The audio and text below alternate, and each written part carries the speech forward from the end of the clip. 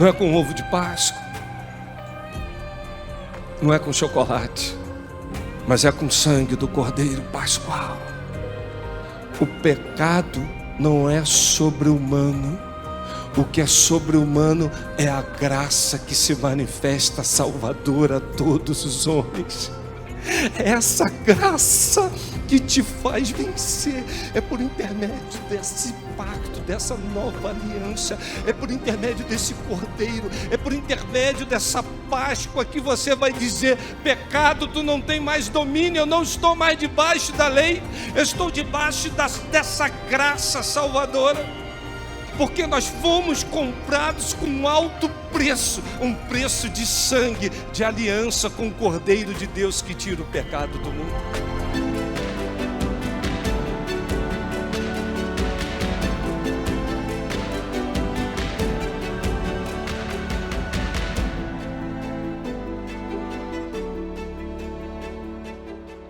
Em Êxodo 12, 14, na Páscoa do Egito, a primeira Páscoa. E quero nesse tempo fazer uma breve reflexão na primeira Páscoa do Egito, depois a Páscoa de Cristo, quando ele reúne e agora tudo está se cumprindo na vida de Cristo Jesus. Ele é o Cordeiro Pascual. E por último, a Páscoa cristã. O que isso tem a ver com a minha e com a sua vida? Êxodo 12, 14. E diz assim a palavra de Deus: este dia vos será por memória e vamos celebrá-lo por festa ao Senhor. Nas vossas gerações o celebrareis por estatuto perpétuo. Esse dia será por memória, um marco, um memorial. E nós vamos celebrar por festa, a celebração. E por gerações nós vamos celebrar por estatuto perpétuo. Do que o texto está falando? Da primeira Páscoa. Vamos orar. Pai, nos ajuda a compreender o verdadeiro sentido de tudo lá atrás que tipologicamente estava prefigurando o Cordeiro de Deus que tira o pecado do mundo. E que isso implica para as nossas vidas.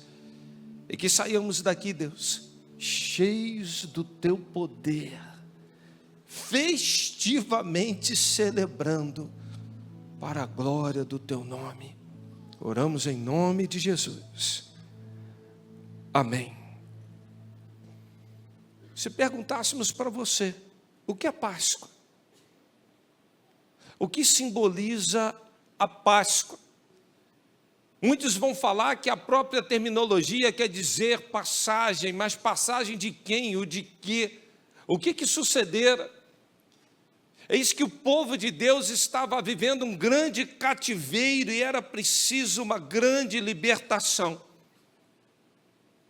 E depois de tantas pragas, o ato que marca a libertação do cativeiro, da escravidão, agora para viver uma vida livre, é o ato da Páscoa que estava sendo celebrada de uma forma familiar. Mas como isso deveria ser feito? Eles deveriam pegar um cordeiro sem mancha. Não era um cordeiro qualquer, tinha que ser um cordeiro especial. E eles deveriam assar totalmente, não podia assar na água, era assar na brasa. E no ato de comer, eles deveriam comer todo aquele cordeiro, não podia sobrar absolutamente nada. Eles podiam até reunir outras famílias dentro de casa, mas não devia sobrar nada. E nenhum dos seus ossos deveria ser quebrado. E eles comiam o cordeiro com pães asmos, pão sem fermento. E já tiravam até todo o fermento de casa. Aliás, era uma semana onde deveriam sumir com tudo que era tipo de fermento. E esse pão deveria ser sem fermento algum, e comiam com ervas amargas, para que eles se lembrassem da amargura da escravidão, mas comendo do pão e da provisão do Senhor. Há dois aspectos no pão, quando a gente olha, e nas ervas amargas. Porque a liberdade, ela vai gerar docilidade, e o sabor da liberdade é capaz de compreender a amargura da opressão. Era isso. E todo o povo deveria estar fazendo isso, e o detalhe que esse cordeiro sacrificado e assado nos umbrais da porta deveria ter sido esse sangue aspergido, porque agora viria a última praga devastadora que definitivamente ia gerar liberdade ao povo de Deus. E a última praga é a praga dos primogênitos. E nas casas cujos umbrais tivessem sangue, não teria esse tipo de ruína, de desgraça. Mas na casa onde não tivesse a marca do cordeiro, com certeza o primogênito seria ceifado. E assim fez o povo. E depois de tanto esperar para que fossem libertos, agora o medo se transforma em coragem. A gente vai ver então que o sangue do cordeiro, ele passa a ser um memorial dos atos salvíficos do próprio Deus, de escravos a libertos, da perdição para a salvação, de uma terra de opressão, agora numa terra que vai manar leite e mel, das barreiras intransponíveis, agora as muralhas ruindo, da impotência, da fraqueza. Esse povo foi fortalecido e o Senhor conseguiu conduzir todo esse povo para que pudesse experimentar cada vez mais e mais de Deus. Me chama a atenção, nesse primeiro ato pascual, com tantas pragas para que o povo fosse liberto. E me chama a atenção nos dias de hoje, quantas pragas estão sondando as nossas casas, os nossos lares, que estão levando homens, mulheres e filhos a grandes cativeiros. O cativeiro de um filho que se perdeu nas drogas. O cativeiro da desconstrução da sexualidade. O cativeiro do divórcio. Divórcio, ele é pior do que a morte. A morte tem um fim, divórcio não. Divórcio, você fica com o nome da sogra eternamente na sua certidão. Olha que coisa. E estão juristas aí que não me deixam mentir. Quantos cativeiros hoje o povo está vivendo, estão confundindo o sagrado com o profano. Numa semana onde eles tiravam o fermento de tudo, eles limpavam as casas e diziam, não, essa semana vai ser especial. Eu fico pensando essa semana agora, que antecedeu então a Páscoa. Quantos atos pecaminosos, quanta praga está entrando dentro da minha e da tua casa, sem que percebamos. Me lembro bem quando a gente comprou esse telão, que a gente foi botar o jogo do Brasil aqui. Uma coisa interessante é que reunimos a igreja aqui para a gente assistir o jogo. E alguns falaram assim, mas pastor, aqui é tela para culto. Mas a Bíblia fala, quer comais, ou bebais, ou façais qualquer outra coisa, fazei tudo para quê? Se você não for para o Maracanã, para a glória de Deus, não vai não, irmão. Se você não parar na sua casa para assistir jogo de futebol, que seja para a glória de Deus, não faça. Se você não for lavar uma louça para a glória de Deus, não faça, porque você vai estar pecando.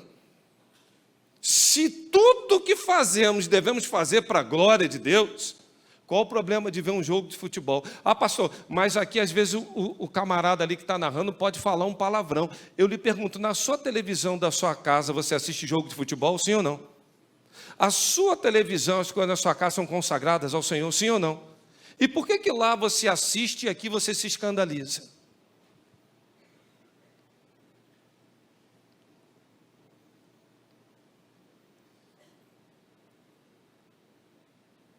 Por que dentro de casa estão entrando as maiores pragas? Porque nós temos o costume de dizer que aqui é o santo dos santos, mas sabe onde é o santo dos santos? É dentro de mim, é dentro de você, porque Deus não habita em tendas, nem em templos feitos por mãos. Nós somos santuários do Altíssimo. É aqui o Espírito Santo, selado, conduzindo. E quando a gente começa a entender isso, a gente não leva uma vida religiosa, porque você vai para um lazer, você vai passear, você vai cozinhar, você vai lavar uma louça, você vai lavar uma casa, você vai trabalhar, tudo que você está fazendo, você só tem um propósito: glorificar o nome dEle.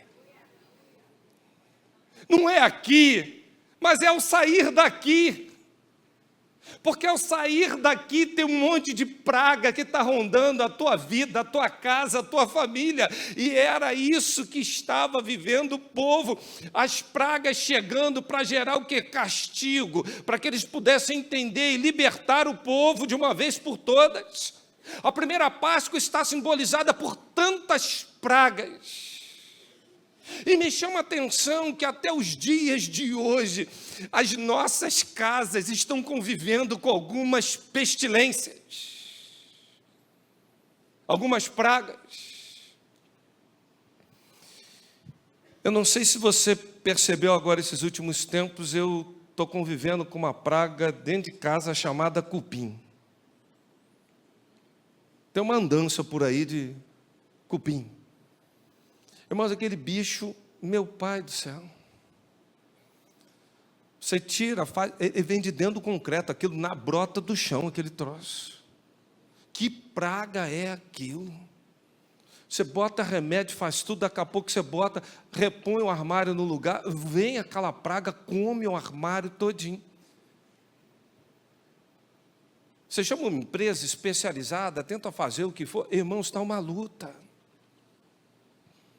E quando eu vi a luta que eu estava com aquele cupim, aí comecei a ir para a internet e perguntar assim: como resolver esse problema? Irmãos, tem 15 fórmulas mirabolantes. Eu escolhi uma: limão, vinagre branco. Ainda peguei um papelão úmido, botei lá para tentar atrair o cupim. Bota o papelão úmido lá, vê se a maioria fica ali, a gente joga fora aquilo.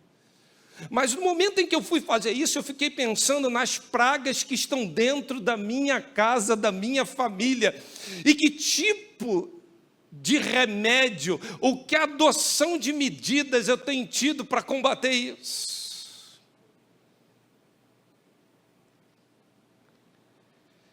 Quando eu olho para a Páscoa de Cristo, em João 1:29, diz assim: no dia seguinte, João viu Jesus caminhando em sua direção e disse: venham, é o Cordeiro de Deus que tira o pecado do mundo. É o Cordeiro que tira o pecado.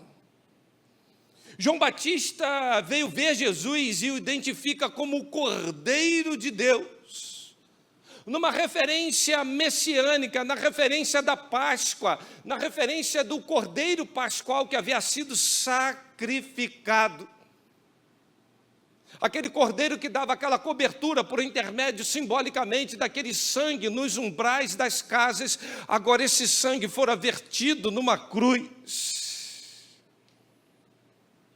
E João percebia exatamente isso, a relação de Deus com a humanidade baseada em alianças, em pacto de sangue. Ele sempre vai estabelecer fidelidade e propósitos com o seu povo, por intermédio de alianças. Por isso em Êxodo 12:13 a palavra vem falando que o sangue vos será por sinal. Nas casas em que estiverdes vendo o sangue, passarei por cima de vós. O passar quer dizer Páscoa, é isso. E não haverá entre vós praga de mortandade quando eu ferir a terra do Egito, diz o texto em Êxodo 12:13. Quantas casas nos dias de hoje estão descobertas, que me parece que não há mais a preocupação de colocar o sangue do Cordeiro, o sangue que justifica, o sangue que purifica. O sangue que, quando confessamos os nossos pecados, ele é fiel e justo para nos perdoar. As pessoas que desobedeciam isso eram mortas.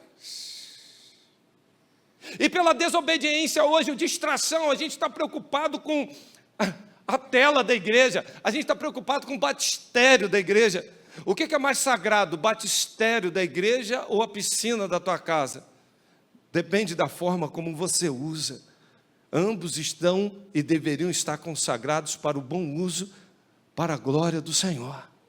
O problema não é a localidade, é o uso que se faz. E a gente está tentando ainda criar ritos e mitos, sem perceber que é preciso aspergir o sangue. O início da jornada de Israel, com a sua remissão, o símbolo do pacto se deu exatamente numa nova aliança no sangue do Cordeiro. Por isso que ele fala, este é o pacto de uma nova aliança. Aquela antiga teve servibilidade para um tempo, e lembrar do livramento como estatuto perpétuo, renovar a nossa obediência ao Senhor e falando, nós estamos aqui somente pelo sangue. O que nós mais queremos é tirar todo o pecado, fermento dentro das nossas casas. O que nós mais precisamos é colocar nos umbrais dos nossos corações, dizendo, aqui está um coração que está marcado com o sangue do Cordeiro, porque a partir daí a gente vai fazer o pré-anúncio daquilo que simboliza a Páscoa. Em Lucas 22, 19 e 20, diz assim, e tomando o pão e havendo dado graças, o partiu e disse, isso é meu corpo que é dado, fazer isso em memória. A Páscoa foi instituída como um memorial perpétuo. O Cordeiro agora enviado que vai fazer o sacrifício vivo, agora aceitável ao Senhor, o Cordeiro que tira o pecado, está dizendo, tome o cálice. Esse cálice é o novo testamento no meu sangue, a nova aliança, que é derramado por vocês. Irmãos, não tem como viver uma vida se não tivermos aliançados no sangue do Cordeiro, nada além do sangue. Por isso que Cristo é o Cordeiro Pascual definitivo. Não há agora mais necessidade de ficar toda hora sacrificando, porque Cristo veio e ofereceu um único sacrifício aceitável. A partir de agora você é selado com o Espírito, o sangue foi vertido, você o recebe, e esse sacrifício é o que está sendo aceito pelo Deus, o nosso Pai. Nós não dependemos mais de repetições, porque o sacrifício perfeito, a obra de Cristo foi completa, perfeita. Mas, partindo para a conclusão, e que isso implica na nossa Páscoa cristã. O apóstolo Paulo vai nos ensinar em 1 Coríntios, capítulo 5, versos 7 e 8, dizendo assim, livrem-se do fermento velho, para que sejam uma massa nova e sem fermento. Como realmente são. Pois Cristo, nosso Cordeiro Pascual, olha aqui, foi sacrificado. Por isso, celebremos a festa, não com fermento velho, mas com o fermento, nem com o fermento da maldade e da perversidade, mas com pães sem fermento da sinceridade e da verdade. Só uma forma de celebrarmos a verdadeira Páscoa é observarmos as pragas que estão vindo e blindarmos as nossas vidas e os nossos lares. Só uma forma de celebrarmos a verdadeira Páscoa é tirando todo o pecado que tão de perto está rodeando. A Páscoa para um cristão é mais do que um memorial perpétuo, como lemos em Êxodo 12. Ela vai ressignificar um viver diário transformado. É toda hora, em todo momento pequei, me purifica, me santifica. A Páscoa para o cristão não é viver debaixo da antiga aliança, mas de uma nova aliança, porque nós estávamos mortos nos nossos delitos e pecados, éramos escravos, mas numa nova aliança, a graça nos empoderou.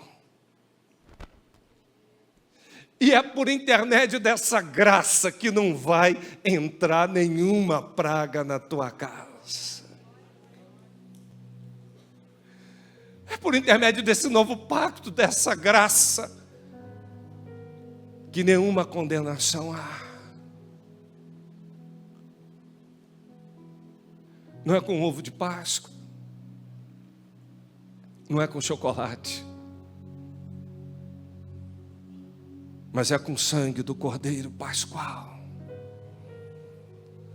É por intermédio dessa nova aliança que nós devemos romper com a vã tradição recebida dos nossos pais, porque nós fomos comprados com um alto preço, um preço de sangue, de aliança com o Cordeiro de Deus que tira o pecado do mundo. É por intermédio desse sangue que hoje nós somos luz do mundo e sal da terra. Luzeiros, candeeiros, para salgar, para temperar. Nós somos ainda nos dias de hoje protegidos com esse sangue, mas somos chamados a lembrar-nos da nossa aliança com o Cordeiro Pascual. A nossa libertação, ela não é apenas física, a nossa libertação é espiritual. O pecado, o fermento não pode mais nos dominar. Essa semana não pode ter pecado, essa semana não pode ter pão, massa com fermento. E talvez você tenha vindo a esse culto com a tua massa, com fermento de coisas que você jogou essa semana na tua vida. Mas a verdadeira Páscoa é você dizer: não, eu vou retirar tudo isso. Sabe por quê? Porque Cristo, nossa Páscoa, foi sacrificado por nós. 1 Coríntios 5, 7. E o que isso implica? Se antes você achava o pecado sobrenatural, o pecado não é sobrenatural. Porque não veio sobre vós tentação senão humana. Mas fiel é Deus que junto com a aprovação manda o escape para que possais suportar. O pecado não é sobre-humano. O que é sobre-humano é a graça que se manifesta salvadora a todos os homens.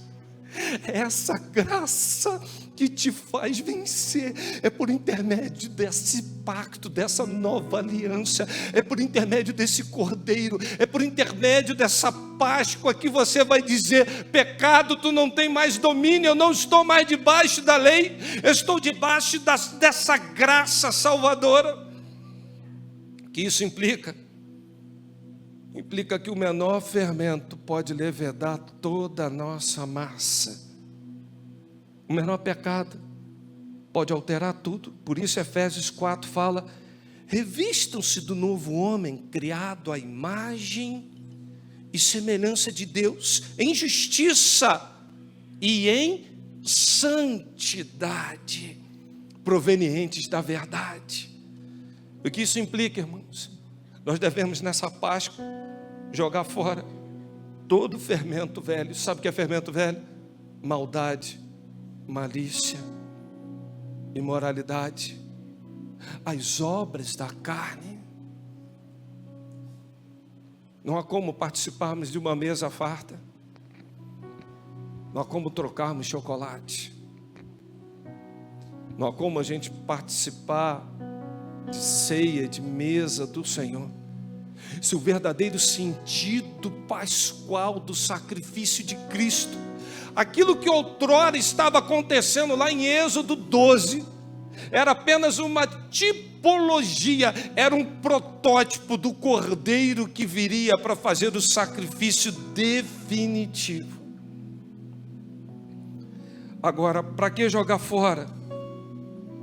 E tem gente que consegue até jogar fora, Davi. Tem gente que joga fora o fermento. Mas sabe qual é o problema? Não consegue se revestir do novo. Há um novo de Deus nessa Páscoa para mim e para a sua vida. Há um novo do Senhor. Por isso que Colossenses 3,10 diz assim: e revistam-se do novo. E ele continua: o qual está sendo renovado em conhecimento, a imagem do Criador. Irmãos, nós somos nova criatura, há um novo de Deus. As coisas velhas se passaram. Agora nós não vamos mais praticar as obras da carne, mas nós vamos cada vez mais desenvolver o fruto do Espírito, que é paz, benignidade, longanimidade, fé, temperança. Foi para isso que o Cordeiro se deu a cada um de nós, e como novas criaturas, uma massa nova, não dá para misturar coisa velha com novo, porque remendo novo em pano velho, rotura é maior. Vinho novo em odre velho não resiste. Isso aqui é uma Páscoa diferente.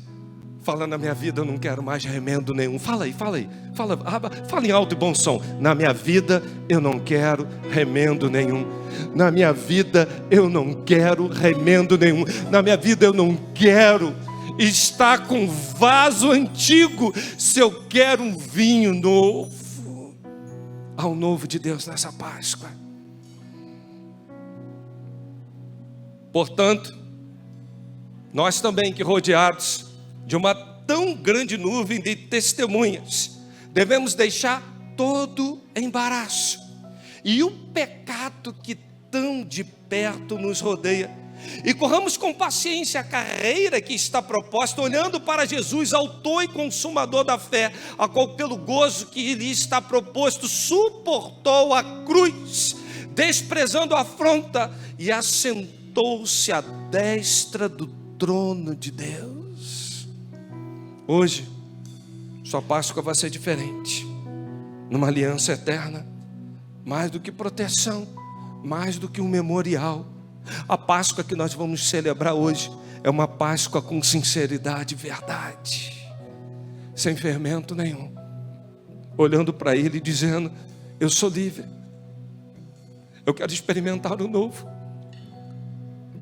Eu não estou querendo dizer, irmão, você que comprou chocolate e até quiser me abençoar com chocolate, você fica à vontade. O que vem a mim de maneira nenhuma lançarei fora. E alguns podem dizer assim: o pastor falou que o problema é o chocolate. Não, irmão, o problema não está no chocolate, o problema não está no coelho, o problema não é isso. O problema está no novo de Deus para as nossas vidas, por intermédio de uma aliança no seu sangue para o cristão. E isso é a verdadeira Páscoa. Reclina a tua cabeça agora, fale com Deus. Deus, tira o fermento velho. É como estatuto perpétuo. Eu não quero estar misturando. Eu sou uma nova criatura. Tudo se fez novo. Eu quero me lembrar que Cristo ressuscitou para eu viver o novo. Tira de mim, Deus, todo o fermento da religiosidade. E trata a minha vida, Deus, como eu quero tratar contigo nessa Páscoa, com sinceridade e verdade. Sinceridade e verdade, ou seja, transparência e retidão. Eu fui chamado, Deus, para viver um novo pacto, uma nova aliança. Eu não quero velho, eu quero um vinho novo. Vinho significa alegria. E quero, em nome de Jesus, celebrar uma Páscoa diferente, assim como for escrito como um memorial. Eu quero me lembrar do sacrifício de Cristo como um memorial e viver essa semana lembrando que eu era trevas, se sou luz. Eu estava no lamaçal de pecado, mas fui resgatado, eu fui liberto, e nenhuma praga, nenhum encantamento, coisa alguma não deixa entrar na minha casa, porque a minha casa é revestida com o sangue do Cordeiro, o Cordeiro que tira o pecado do mundo, o Cordeiro que se fez sacrifício por cada um de nós. Na minha casa não vai desconstruir sexualidade, na minha casa não vai ter divórcio, na minha casa não vai ter praga alguma, mas nós vamos viver na terra que mana leite e mel. O Senhor nos libertou de um cativeiro para vivermos o novo do Senhor nessa Páscoa, em nome de Jesus. Eu quero sair daqui dizendo: o Cordeiro sacrificou, e na minha vida não vai ter mais fermento algum, não tem peso, não tem culpa. A dívida de culpa que tinha contra nós fora riscada, foi declarado, está consumado, foi pago, foi pago, foi pago, para que você saia daqui dizendo: essa é a Páscoa cristã, para a glória do nome do Senhor.